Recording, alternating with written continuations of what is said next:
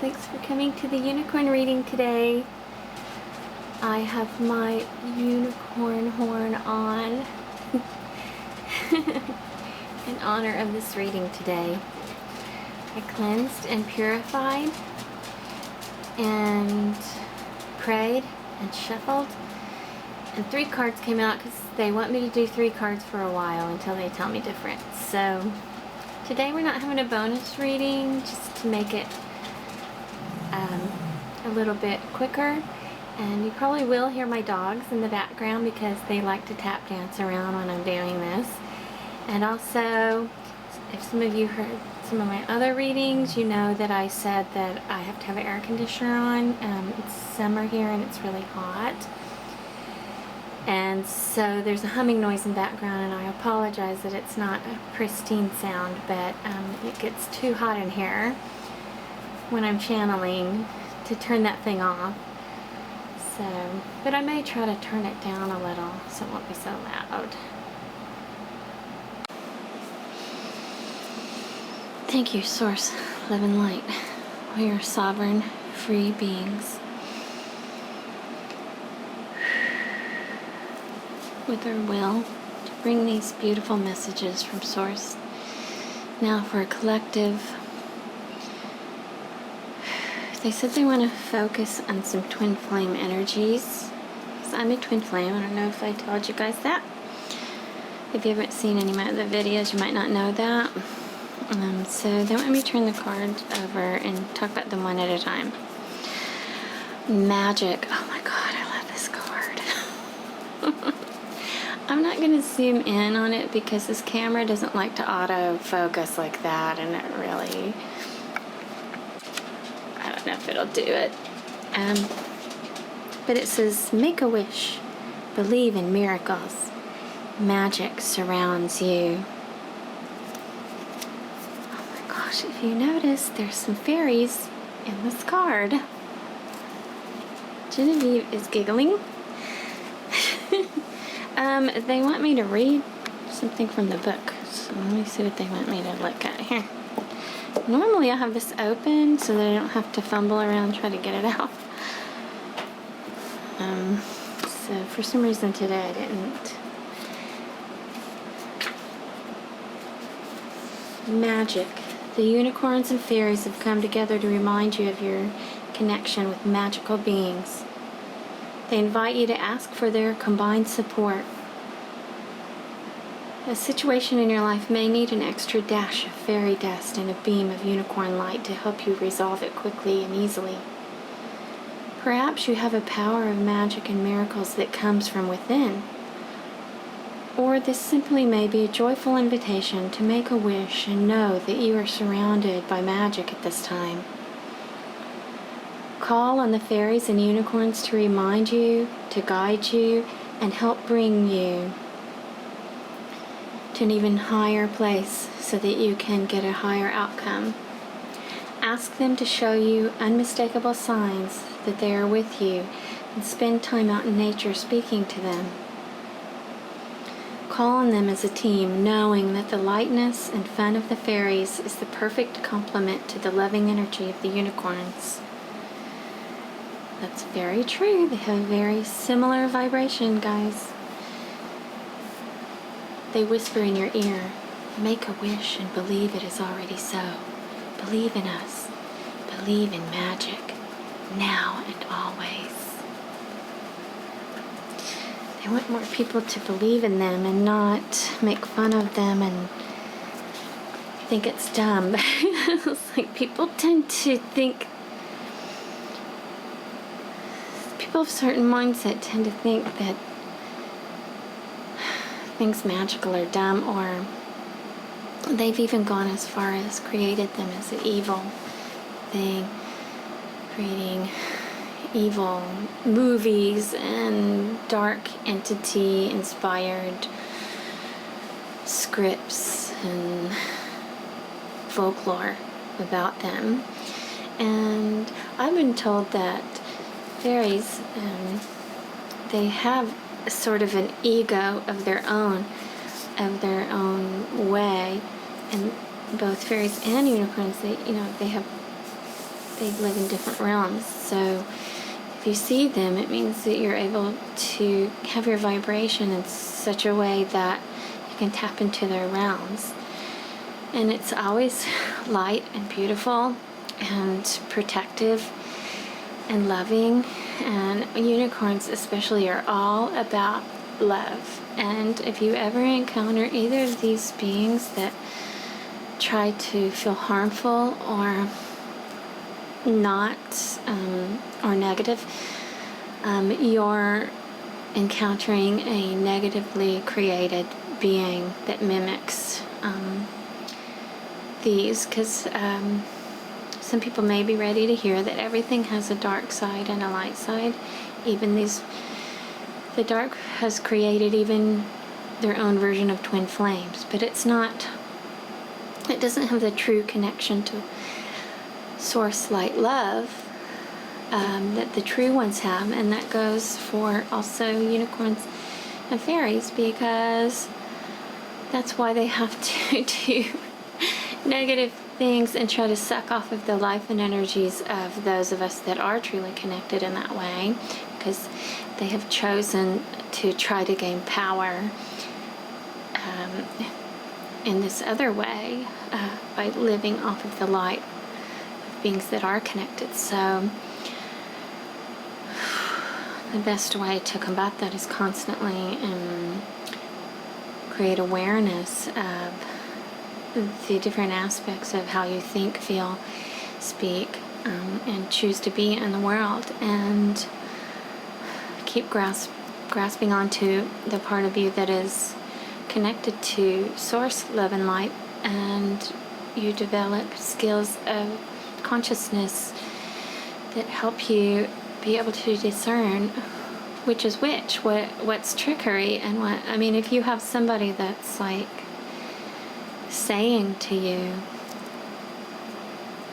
oh, those flowers are negative, but you're experiencing it in your body and your senses as being positive, but somebody on a more surface level of thinking, feeling, and being might adapt a belief that someone else has given to them instead of adapting or tapping into their own knowing and belief in things. And I know that's happened to me a lot in my personal life as a 3D person, me knowing certain things because my clairvoyance and people telling me that I was wrong or crazy or whatever the words they would say to tell me I was wrong, to convince me not to go with what I felt, knew, and experienced to be true, so that they felt comfortable and put me in my place, basically. And a lot of times some people are at an energy vibration where negative entities can talk through them to try to keep our vibration lower so that we're more down in the lower realms and energies, and they can continue to use us as to suck our energies from us. Okay, just talking about it is making me kind of think of that lower energy thing, because they said I can quit talking about it now.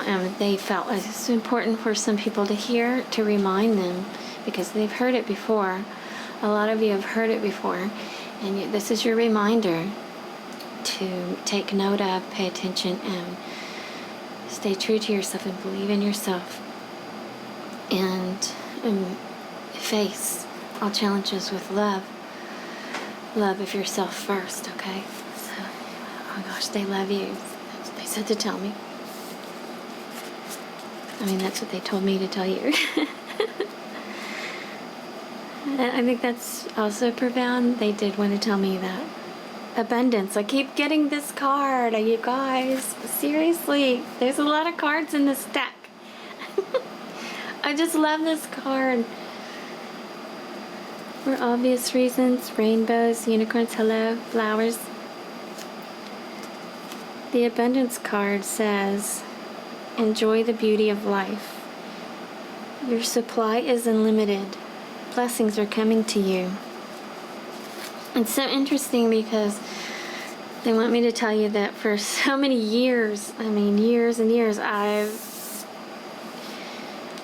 wanted to figure out this abundance mystery. What seemed like a mystery to me, something that other people were able to tap into that I didn't, but sorry. Excuse me for that. I cleared some throat chakra stuff there about abundance, and the thing I didn't get is I was focused on the materialistic version of what abundance is. And when people would try to tell me that, I had a lot of resistance to it, and I would say, no, but I just need this money. I need it in a real way, like a big chunk of it all at once, so I can do what I want to do. And some of my lowest lows, I would even, it's hard for me to talk about a little bit, not have food. And I would cry, and someone would ask me what was wrong, and I would say, I had to pay all my bills, and now there's no money for me to buy groceries. And the next day, that person brought me a box of groceries. Oh boy, that's making me clear. And I would cry and realize in that moment, this is also abundance. People taking care of each other with love is abundance. And a lot of times when we get what we need in the moment we need it, that's abundance.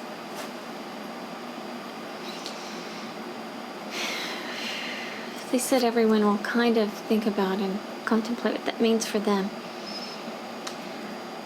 I went, even though I had this magical things happen to me just through asking for what I need, or sometimes getting what I need just from thinking about it.